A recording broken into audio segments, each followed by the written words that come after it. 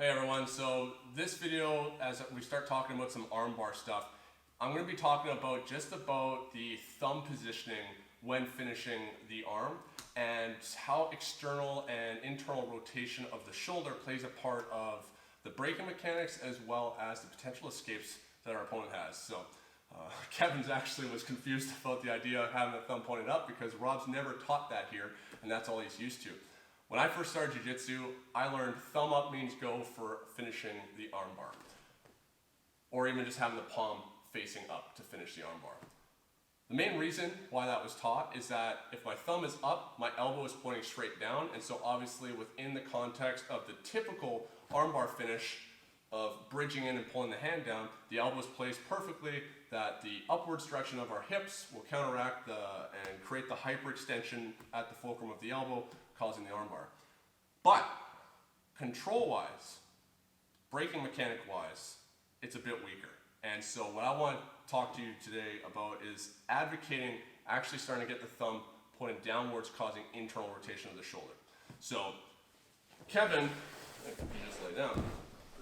If we're looking at it from just a position of braking mechanics, we want to always try and cause extension as well as rotation to further affect the alignment of our opponent, creating vulnerability, making them weaker. Kevin's, our arms usually rest with our palms facing relatively in towards us.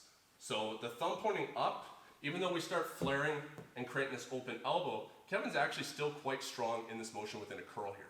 And so if I tried to have this battle of curling, Kevin's basically doing a hammer curl right now, and we've all experienced this where we're trying to do an armbar against someone very strong, and it's extremely difficult to try and get them away.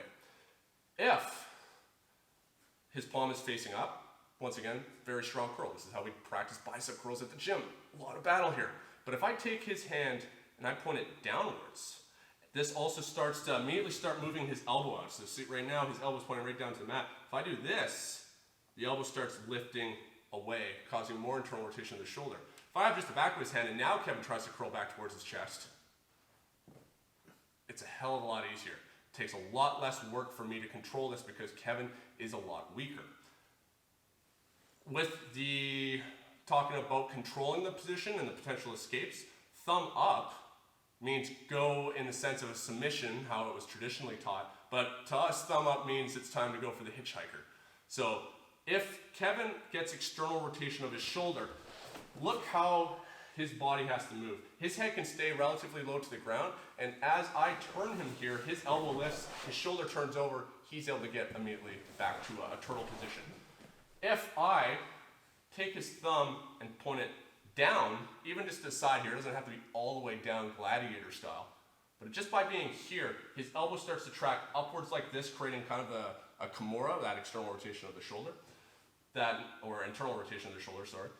That if I have this, if Kevin tries to turn away for the hitchhiker, it's not possible because of the pressure it puts on his shoulder. And so for him to relieve this pressure, if I was to keep just rotating it like this, his shoulder here wants to start rising, and he's going to just look to sit up. But the problem with that is when we have our leg across our opponent's head, when it comes to that internal rotation of the shoulder, it becomes extremely difficult for him to escape like this. So here's thumb up, and Kevin starts going through the motion of a hitchhiker. His body can overpower my one leg because it's his legs and his hips generating force into my bottom leg. I can't stop him from bridging right here. If he bridges right now, he'll always lift this leg. But for him to sit forward, we turn. I have my leg here, and now I turn his thumb downwards. If he tries to hitchhiker, he can't. But if he tries to sit up now, this leg is now just against his neck and a little bit of his back. Because he doesn't have any posts behind him, he doesn't have the ability to, like here where he's got posts into the ground where he can bridge generating force with his legs, here he's forced to try and use his abs. And Kevin's pretty strong and jacked, but when I'm just going to be dropping my leg on his face here, if he tries to sit up, there's absolutely no way. So what we want to try and do is always try and turn the thumb down towards our opponent's feet or even all the way down to the ground. So when we're looking at the braking mechanics, which we'll go over in the next video, I'll show you how By adding the rotation with the extension, similar to how I talked about with the ankle lock, and same way I'm going to talk about the knee bar, it's going to allow us to cause further vulnerability within the joint and take the slack out of the muscles and tendons to maximize our ability to actually damage our opponent.